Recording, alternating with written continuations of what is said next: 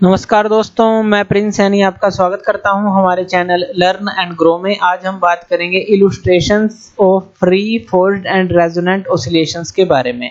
इससे पहले हम जान चुके हैं फ्री ऑसिलेशन क्या होती है, फोर्स ऑसिलेशन क्या होती है और रेजोनेंट ऑसिलेशन क्या होती है।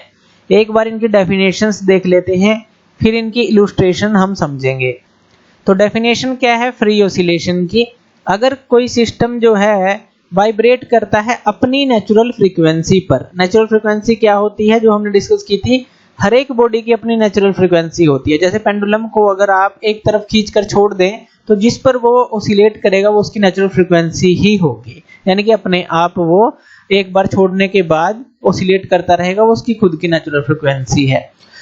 तो ये जो है हमारी फ्री ऑसिलेशन होती है कि आप डिस्प्लेसमेंट, इनिशियल डिस्प्लेसमेंट दें किसी भी जो सिस्टम जो ऑसिलेट कर रहा है या वाइब्रेट कर रहा है उसको, और वो फिर विदाउट एक्सटर्नल पीरियोडिक फोर्स के ऑसिलेट करता रहे, तो वो उसकी नेचुरल फ्रीक्वेंसी पर वाइब्रेट या ऑसिलेट करता रहता है। तो ये तो है फ्री ऑसिलेशन की डेफिनेशन।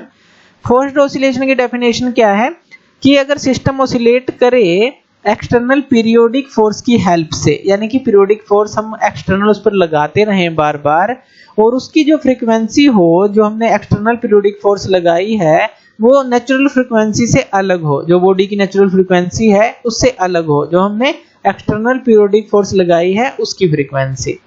तो फोर्स्ड ऑसिलेशन यानी कि बाहर से आप पीरियोडिक फोर्स अप्लाई करते रहें जिसकी जो नेचुरल फ्रीक्वेंसी जो है, या कहें कि जिसकी फ्रीक्वेंसी जो है नेचुरल फ्रीक्वेंसी ऑफ बॉडी से अलग हो।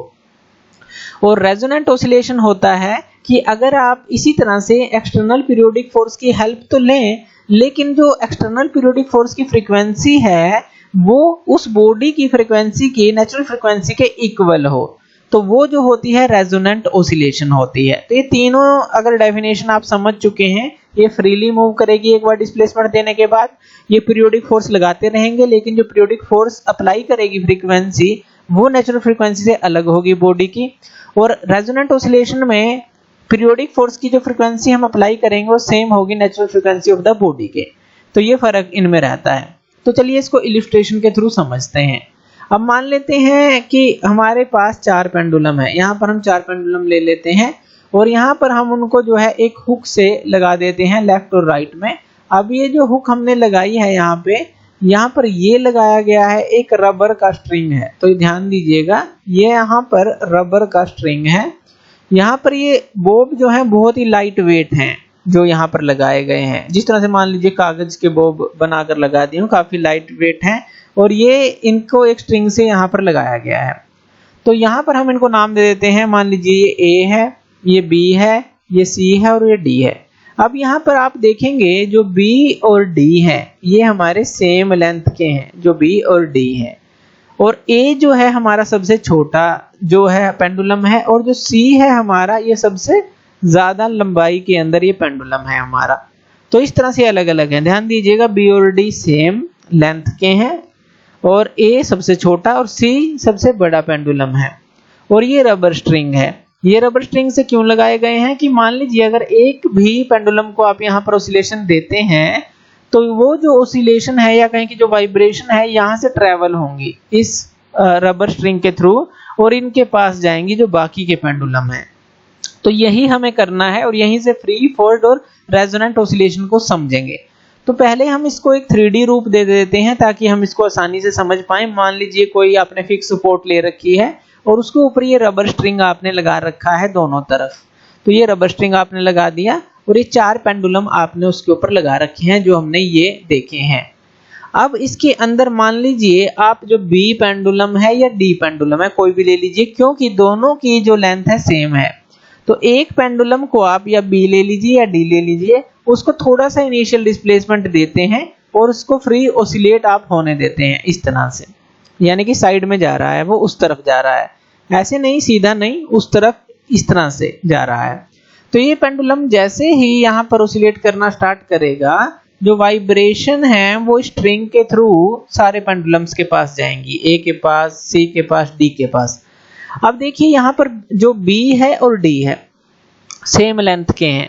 तो ये जो है पहले तो स्टार्टिंग में क्या है, जो हमारा ए और सी जो है, यानी कि ए सबसे छोटा पेंडुलम और सी सबसे बड़ा पेंडुलम जो है, ये इरेगुलर ऑसिलेट करना स्टार्ट करेंगे क्योंकि लेंथ अलग अलग है।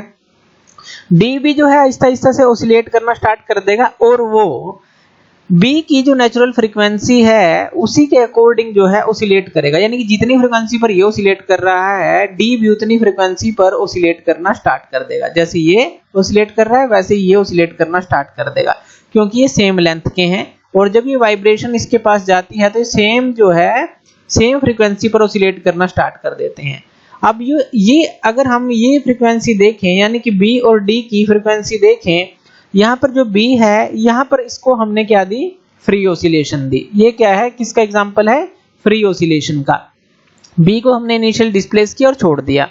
अब बी ने ए सी और डी के अंदर एक ड्राइविंग फोर्स का काम किया और ए सी और डी जो है ऑसिलेशन करने लग गए। अब जो डी है वो जो है बी की तरह ही उतनी ही फ्रीक्वेंसी पर जो है ऑसिलेट करना स्टार्ट कर देगा, यानी कि डी की जो फ्रीक्वेंसी होगी वो रेजोनेंट फ्रीक्वेंसी होगी। रेजोनेंट फ्रीक्वेंसी क्यों, क्योंकि जो बी है उसने एक ड्राइविंग फोर्स का, एक एक्सटर्नल पीरियोडिक फोर्स का काम किया जो कि सेम फ्रीक्वेंसी पर, यानी कि जितनी इसकी फ्रीक्वेंसी थी उतनी ही इसकी नेचुरल फ्रीक्वेंसी है, तो बराबर है बॉडी की, तो उतनी ही फ्रीक्वेंसी पर ये ऑसिलेट करना स्टार्ट कर देगा। तो ये रेजोनेंट जो ऑसिलेशन का एग्जांपल रहेगा। तो ये हमने समझा। उसके बाद जो ए और सी है ये इरेगुलर ऑसिलेट तो करेंगे लेकिन कुछ समय बाद वो बी की फ्रीक्वेंसी पर ही ऑसिलेट करना स्टार्ट कर देंगे। तो अगर ए के अंदर हम देखें तो ये भी फोर्स ऑसिलेशन का एग्जांपल है और ये भी फोर्स ऑसिलेशन का एग्जांपल है, क्योंकि जितनी इसकी फ्रीक्वेंसी है इसने ए और सी को भी उतनी ही फ्रीक्वेंसी पर मूव करने के लिए मजबूर कर दिया।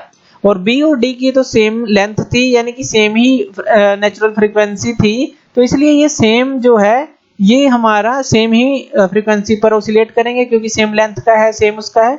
लेकिन ये जो है बी ने जो इनको पीरियोडिक फोर्स दी है जिस फ्रीक्वेंसी पर, फिर जो है उसके लिए स्टार्टिंग में तो ये रेगुलर ऑसिलेट करेंगे लेकिन फिर उसी फ्रीक्वेंसी पर ये आ जाएंगे।